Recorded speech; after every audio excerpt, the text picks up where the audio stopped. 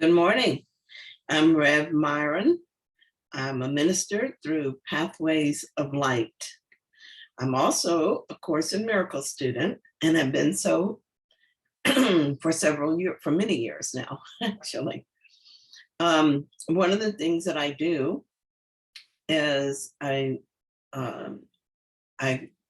facilitate courses, the courses from Pathways of Light, both the ministerial courses, and also they have a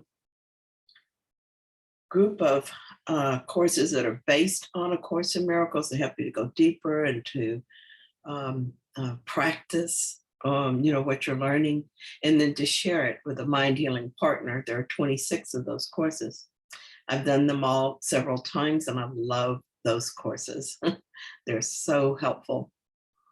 But something else that I do is that every year, for the last several years, I've gone through the lessons. And as I go through them, I ask Jesus for clarity and to help me get the most I can out of it this time, and to see how else I might use it in my life. And so that's what I'm doing again this year. What we're going to look at this morning, one of the things we're going to look at is a theme of this group of courses. It has several different themes. And this one is, what is the ego? And so the way that I'm going to do this, because there's 5 paragraphs to it, I'm going to read a paragraph, then I'm going to share my thoughts about it, then read the next paragraph like that. So thank you for being here with me today and looking at this with me. So 12, what is the ego? The first paragraph says the ego is idolatry, the sign of limited and separated self, born in a body, doomed to suffer and to end its life in death. It is the will that sees the will of God as enemy and takes a form in which it is denied. The ego is a proof that strength is weak and love is fearful. Life is really death, and what opposes God alone is true. My son came home for Thanksgiving, and I love him and I love his visits. But the ego has thoughts about him, such as he isn't sleeping well and has been sick. And there's concern that being on the road with all the other holiday traffic is dangerous. In other words, my son is this frail body, born to suffer and die. His body itself is proof that he's overcome the will of God. And just like that, a sweet visit becomes stressful and love becomes a fearful thing. These thoughts of loss run through the mind and seem to prove the ego is real and God is not. So the second paragraph says, the ego is insane. In fear, it stands beyond the everywhere, apart from all, in separation from the infinite. In its insanity, it thinks it has become a victor over God himself, and its terrible autonomy, it sees the will of God has been destroyed. It dreams of punishment and trembles at the figures in its dreams, its enemies who seek to murder it before it can ensure its safety by attacking them. And so I said, how could the idea of a lovely visit from my son and wonderful meal with family suddenly become so stressful? When we identify with the ego and think we are a body, our true identity is obscured from us. We think we are apart from each other and from God.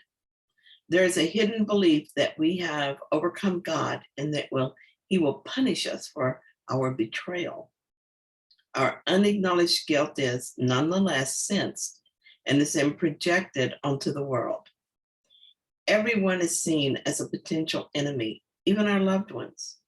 We are ever on guard to defend ourselves. I used to experience this as an underlying stress that I would say the wrong thing and offend someone I cared about. I would defend myself by acting as if I didn't care. If a problem didn't occur between us, I would tell myself they were if it did occur between us, I would tell myself that they were overly sensitive. In other words, I would project my guilt onto the world, making even loved ones the enemy.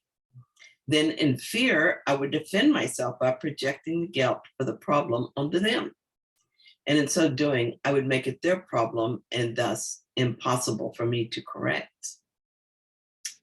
And the third paragraph says, the Son of God is egoless.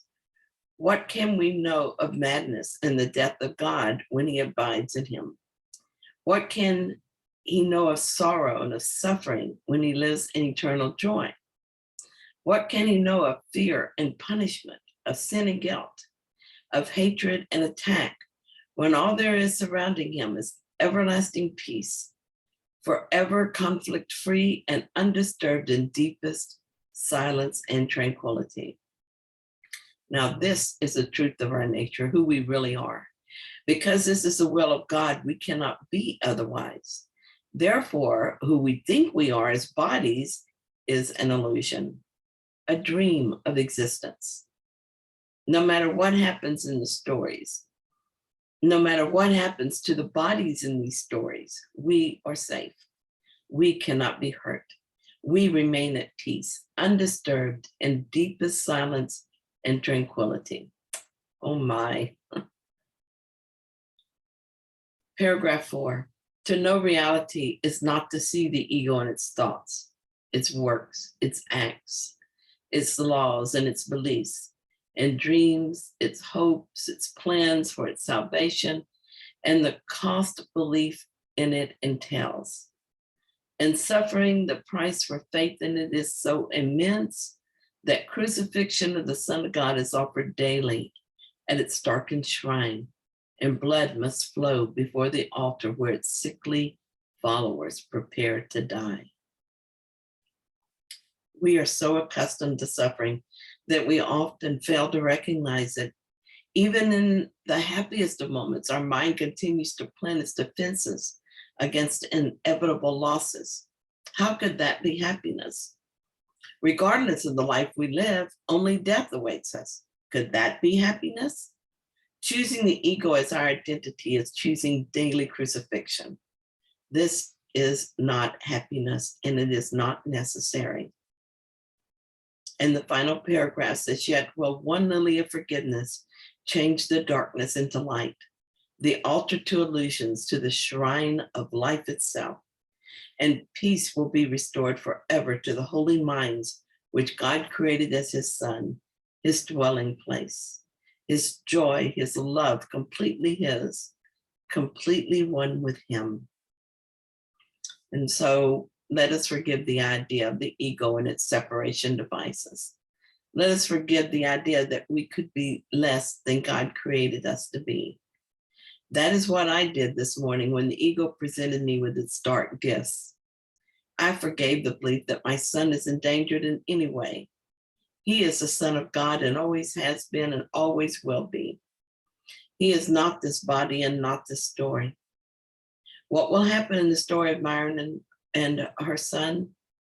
I don't know, but I do know that what happens in the story does not happen to either of us. We are safe, and we are deeply and forever loved because we belong to God. What we are, he created, and where we are, he established us. I will not crucify myself by giving belief to ego thoughts otherwise. So thank you so much for sharing this with me. And I'm going to also look at the lesson that goes with this, which is lesson 331. So perhaps I'll see you for that one as well.